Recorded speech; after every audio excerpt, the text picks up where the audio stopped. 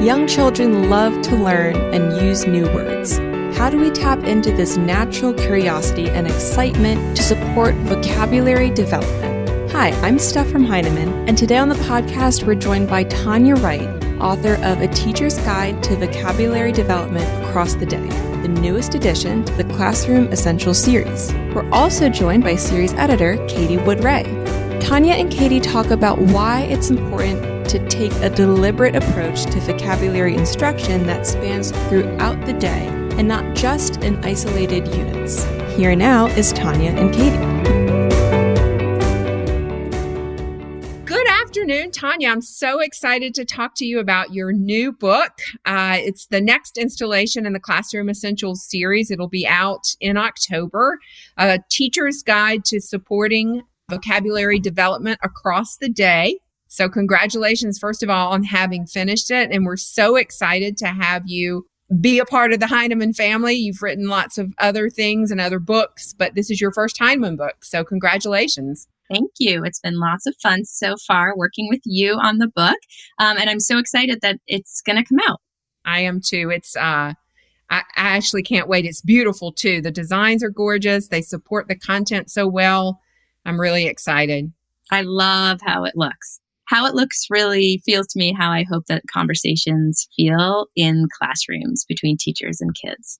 Well, it's interesting that you say that because that's one of the first things I wanted to talk about. I took a walk this weekend with my 3.5-year-old nephew, and my sister was with me too. And I was just thinking about it's such a joyful time right now in his development. And it's really so much of it is about words. You know, his approximations are so wonderful and he's leaning into trying to understand what things mean. He's interested in words. He asks us what we mean by things. And it's just so joyful. And I was thinking about your book, and that's really the stance that you bring to this work. It's clearly the stance of the book. And just, that as adults, we should both marvel at the learning children are doing and also just find joyful ways to support them in it. And just kind of curious about how you came to that stance.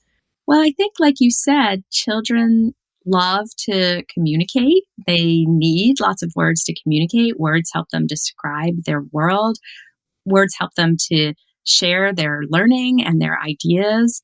And they really want to do that. So I think we should get excited about it. I think when we think about vocabulary as a list of flashcards or something like that we have to cover, that's not really how words are used or how they feel in the world. In real life, we use words to help us communicate, to help us read, write, speak, listen, and learn.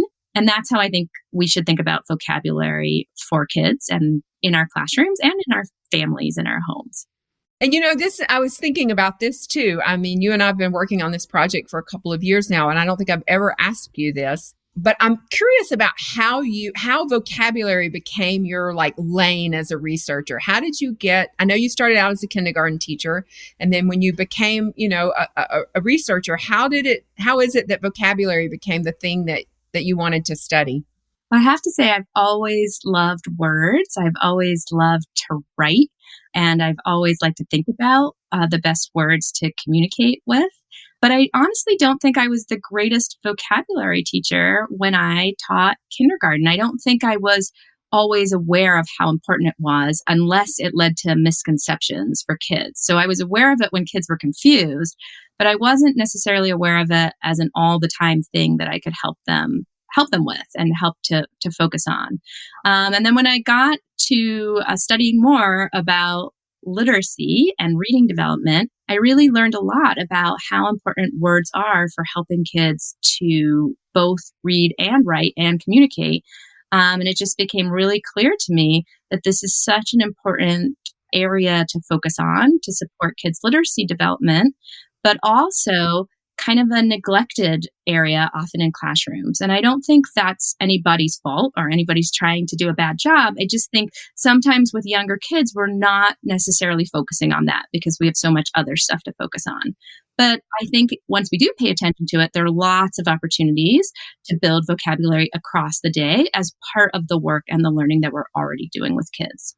And I know I was rereading some of the book this morning ahead of talking to you, and I was reading again about a couple of studies actually that you talk about in there that really looked at vocabulary instruction in the early grades and found that a lot of it really didn't make that much difference in kids' vocabulary, trajectory and how much they were learning, and how that was a catalyst for you too, I guess, in your own research. So was some of it just a recognition that what we weren't doing isn't working, that what we are doing isn't working?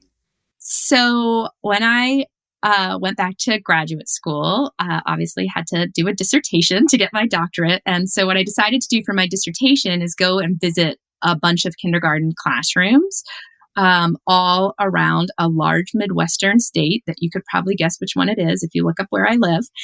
And we visited 55 different classrooms for 660 hours. And what we did is tried to find vocabulary instruction happening in those classrooms. And it turns out we didn't find even one single lesson that focused on vocabulary across all those hours.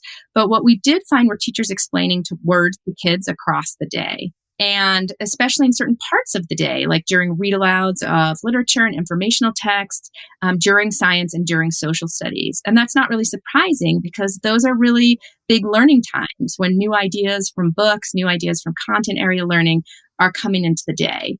All of this made me think a lot about what's happening in classrooms and how we can put more emphasis on vocabulary to make sure that kids do have some lessons. For example, some lessons around what to do when they get to a word that they don't understand. What could they try as an independent reader? How can they use words in their writing? Interesting words, right? These seem really important. But also to really think about vocabulary across the day and to take advantage of the opportunities kids have to learn when they are participating in read-alouds or science and social studies learning or math or the arts, right? There's so many wonderful opportunities to learn new words when we learn new things. And taking a look in classrooms really helped me to see those opportunities. Well, and I think one of the things that made me reach out to you the very first time I did years ago about writing for teachers for Heinemann was because I noticed that you did such a great job of, for lack of a better word, translating research into practice and really being clear about the practical implications of what research shows. And that just shines through in this book. And it made me wonder a little bit too about how the things that you have chosen to study, like you just described, whether they start out as questions of practice that you're then researching, or sort of how do you decide which path to go down next and what you're going to study? For me, it always starts with practice. What I'm really interested in is the interactions between teachers and children and children and children in classrooms and how those support kids' literacy development. So everything about my work always comes from that place of wanting to help teachers to really think about how to get the most out of the time they have with kids and how to really help kids to grow as literacy learners. That's what I'm passionate about. I always say when I'm going to think about if I should do a project or do a research study, I say to myself, is this going to help kids become better reader, writers, speakers, listeners? And if the answer is yes, then I get super excited about the project or the study. And if the answer is no, it's probably not the right thing for me to work on. Well, let me just say, I think that really shines through in all your work and all your contributions, and I really appreciate it. Which is why, too, I'm so glad you're part of this great new team that's going to be editing The Reading Teacher. Congratulations on that, too. Thank you very much. And I would love teachers who are part of the Heinemann audience and other authors from Heinemann to submit articles to The Reading Teacher or teaching tips. If you just want it to be something brief that you've really worked on in your classroom, that would be so wonderful, because what The Reading Teacher does is really a space for researchers and teachers and literacy coaches and others involved in literacy education to communicate. So researchers can share their ideas and teachers can share their ideas in this space. And that's really just so exciting to me.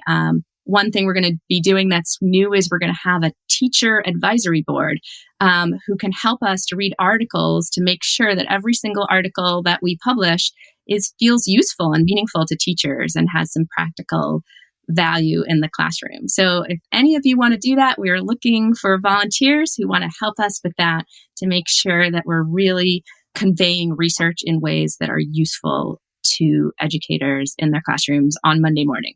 I think this Classroom Essentials book is going to serve as a great mentor text for how to really tease out practice from research. And of course, all the time you spend in classrooms is a huge part of that as well. But it really, you've just done such a brilliant job of helping look at the practice that comes out of that. So I appreciate that so much.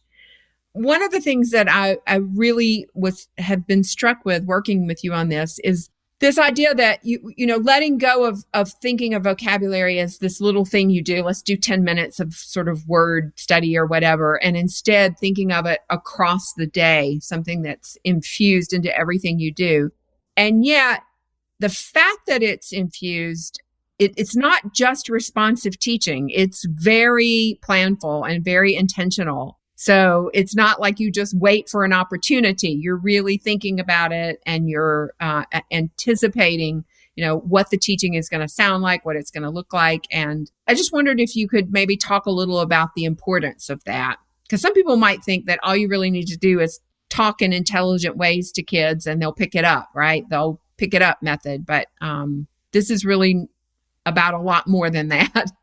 So I think, of course, it's wonderful to talk to children using big words, and that's never going to harm kids. And it's always an important thing to do. And if they ask about words, we always want to discuss words with children. But on the other hand, if we are going to agree that vocabulary is really important for reading, writing, speaking, listening, and learning, we also have to make sure that we are taking advantage of opportunities to ensure that all children learn the words they're going to need for school. So across all the content areas, as kids are learning new things, there are typically words associated with that content. And we really want to make sure that all kids learn the words they're going to need to participate in the learning of the classroom. And if we just leave it up to chance, then that learning is going to be inequitable in our classrooms, right? Some children might happen to pick it up, some might not. And I really am one who thinks that if we say vocabulary is important, we need to make an effort to be planful and really ensure that kids are developing the vocabulary they need to participate in school, but also to be, readers, writers, learners in the long term. So now I guess we need to go there. When we were working on this book, we never dreamed that schooling would look like it does at this moment. We had turned the manuscript in before March of 2020, and yet here we are, and everyone has spent the last 8 months, 6 months adapting to this new environment. Can you just talk a little bit about how you feel the content of the book is applicable, whether you're teaching in a physical classroom with kids or you're teaching online? I'm sure you've been asked to do some thinking about that in your professional development work already. So I think the most important thing to remember is that good teaching is good teaching, no matter what modality we're teaching in. So if we think it's important for kids to learn vocabulary and that the way they learn it is through meaningful experiences, where those words are part of content area learning or where those words are part of read alouds and we're going to discuss what they mean in books, then those are the things we have to figure out how to keep doing across modalities. I think I keep saying to people, if you wouldn't do it to kids in person school, please don't do it to them online, right? So if you wouldn't stand up in the class and do a PowerPoint presentation on vocabulary in front of your kindergarten class normally, because you don't think that's developmentally appropriate, please don't do that in the online environment. And the same is true about what you would do, right? So if we think interactive read alouds are the thing that's going to help kids, we're going to have to figure out ways to interact, whether we have all of us in the classroom wearing masks, or some of the children in the classroom, or if we're in an online environment. And that includes having some priorities. So really thinking about which things need to happen synchronously. Well, discussions of text probably need to happen synchronously for young kids. They can't type in a chat room, for example, efficiently to get their ideas out. So that's something we're going to have to make time for. Or if we want to send kids off to do a science project at home, we're going to have to make some time to come back and discuss what they've learned. And those are the times where we can still share vocabulary words, and we can ask kids to use those as they describe what they're doing. And those are some kind of authentic ways, or ways that align with the book, to continue with this work. So overall, I think most of it can still happen in whichever modality we're working on, but we still have to plan for it. And we can't let vocabulary go by the wayside, or I hope we won't, just because it's challenging to figure out new modalities to teach in. I was really, as I was looking back through it this morning, I was really struck by, what I know of online teaching. I haven't had to do any of it, but I certainly know a lot about what people are doing. And it really struck me as I would be doing all these same things, just in a, as you said, in a different modality, in a different way, but it makes perfect sense. It's interesting too. This was another thing I noticed, spending some time with my nephew, is the way in which, you say again and again and again, children learn new words when they learn new things. And some of the vocabulary he's learning, connected to a pandemic at 3.5, is pretty interesting. Not words I had any reason to learn at his age. I'm always amazed at the vocabulary about online teaching that kids now have, right? So children are talking about their asynchronous instruction and their synchronous instruction. And I've actually had a few conversations with kids about what that means and what the A before asynchronous actually does to the word. So those are the kinds of conversations that we can have really around anything new that we learn. And the other thing that I've been thinking a lot about is that kids are always learning. So even if they're not in school, they're learning. They're learning from their experiences in their families and their communities. And the wonderful thing that we can do is take advantage of those experiences and help kids to share them and have the vocabulary, have the words to share what's going on in their lives. And for me, that's ultimately what's important, right? That kids can share their ideas through oral language. They can read new ideas. They can write their ideas, and they have the best possible words to do that with. Well, I guess just the last thing I'd like to ask you, Tanya, the book is, in addition to being beautiful, which we've already talked about, it's wonderfully just practical and accessible. And I'm just, I know what it's like to have a book coming out into the world, and you just have hopes for it, right? You dream of the possibilities that this book, for what it can be in the world. And I'm just wondering what some of your hopes are for your Classroom Essentials book. Well, I definitely hope that lots of teachers will choose to read the book.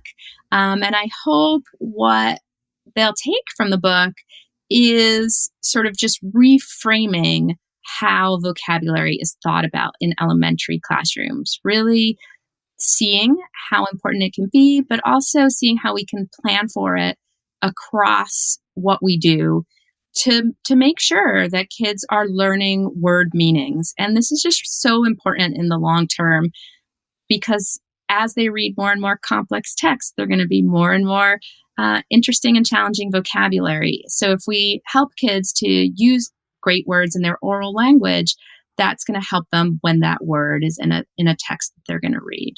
So I hope everyone will get as excited about vocabulary as I am. I hope teachers will be inspired to think about vocabulary in planning all of their units, and where are some opportunities to teach kids fantastic new words.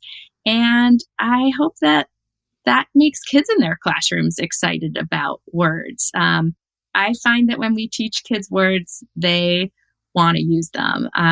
One of the greatest things I saw when I first started doing this was kids were learning about pets in a preschool classroom. And I saw kids playing with little plastic animals. And one said to the other, "This animal is ferocious." And I thought, wow, that's really wonderful, because they had been learning that we don't choose pets that are ferocious animals. And I thought, yes, that's what we want, right? We want kids to take these words, apply them, use them to convey meaning in their everyday life, and just get excited. Well, I think I can't imagine that it won't do all those things in the world, especially once people start reading it and talking about it, because it's a lovely, gorgeous, smart book. And I'm very excited. So good luck and thanks for chatting with me today. Thank you. My thanks to Tanya and Katie for their time today. A Teacher's Guide to Vocabulary Development Across the Day is available now at Heinemann.com. You can learn more about the book and the entire Classroom Essentials series at blog.heinemann.com. The Heinemann Podcast is a production of Heinemann Publishing. It is produced and edited by Steph George. Sound mixing by Steph George. Our creative producer is Lauren Audette. And our executive producer is me, Brett Whitmarsh. To learn more about the Heinemann Podcast, visit blog.heinemann.com. Thanks for listening.